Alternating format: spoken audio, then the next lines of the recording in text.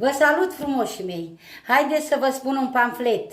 Dragii mei, ia ascultați, luați aminte, nu uitați. O doamnă ce e actriță și vorbește doar cu fiță, spune așa că un bărbat, de vrei să-l păstrezi la pat, să-i gătești, să-i dai iubire și apoi va sta lângă tine.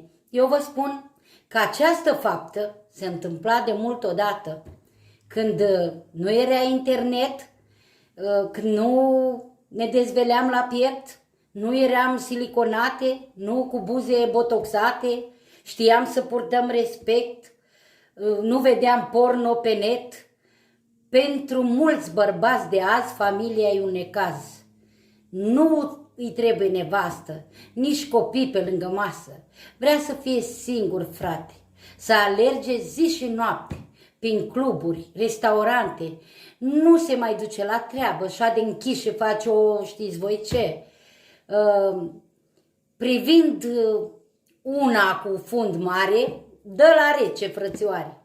Știți voi la ce mă refer, nu vorbesc de șantier, au coloana deformată, cum e gâtul de la struț. Femeia umblă pe străzi că tu nu vrei să o mai plimbi.